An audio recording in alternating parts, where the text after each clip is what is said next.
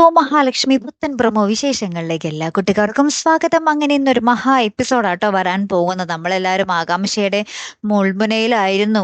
കാരണം ഈ ഒരു ശത്രുക്കൾ നമ്മുടെ കണ്ണ് നടന്നു തുടങ്ങിയത് അറിയുമോ ഇല്ലയോ എന്നുള്ളൊരു ചോദ്യത്തിലായിരുന്നു നമ്മളെല്ലാവരും. പക്ഷെ അറിയുന്നില്ല കൂട്ടുകാരെ. നമ്മുടെ അമ്മയും മഹാലക്ഷ്മിയും കണ്ണനും കൂടി അവിടെ ഉചിതമായിട്ടൊരു തീരുമാനം പോലെ എടുത്ത് ഉചിതമായിട്ട് പ്രവർത്തിച്ച് നമ്മുടെ കണ്ണൻ കട്ടിലിൽ പോയി വേഗം ഓടിപ്പോയി ഇരിക്കുന്നുണ്ട്. അപ്പോഴാണ് ആ സമയത്ത് നമ്മുടെ മഹാലക്ഷ്മി വീൽ ചെയർ കൊണ്ട് ആ ഒരു മുറിയിലേക്ക് കൊണ്ടുപോയിട്ട് കണ്ണേട്ടാ കയറി ഇതിലോട്ട് ഇരിക്കും എന്നും പറഞ്ഞിട്ട് വരുന്നത്. അപ്പൊ നമ്മുടെ ശത്രുക്കൾ ഇതുവരെയായിട്ട് ഇവന്റെ ഒരു കാലിന് പോലും ഒരു നേരനക്കം പോലും ഉണ്ടായില്ലേ എന്നൊക്കെ പറഞ്ഞ് നമ്മുടെ ശത്രുക്കളൊക്കെ പുച്ഛിക്കുന്നുണ്ടേ. അപ്പൊ നമ്മുടെ മഹാലക്ഷ്മി നമ്മുടെ അമ്മയോട് പറയുന്നുണ്ട്, ഒളിഞ്ഞും തെളിഞ്ഞും എന്നൊക്കെ പറയുന്നുണ്ട്.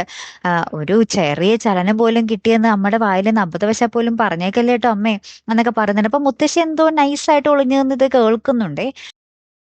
അപ്പൊ നമ്മുടെ പ്രതാപം ഭയങ്കര കലിപ്പിലാണല്ലോ. അപ്പൊ പ്രതാപന്റെ ഈ കലിപ്പ് കണ്ടിട്ട് നമ്മുടെ മോഹിനി പറയുന്നുണ്ടതേ, കൂടുതൽ നിങ്ങൾ വേഷം കെട്ടെടുത്താൽ അവൾക്ക് ആ സത്യങ്ങളെല്ലാം തുറന്ന് കണ്ണനോട് പറയേണ്ടി വരും. പിന്നെ നിങ്ങളുടെ വിധി എന്തായിരിക്കും എന്നുള്ളത് ദൈവം തമ്പുരാന് പോലും തീരുമാനിക്കാൻ പറ്റില്ല എന്ന് പറയുന്നുണ്ട്.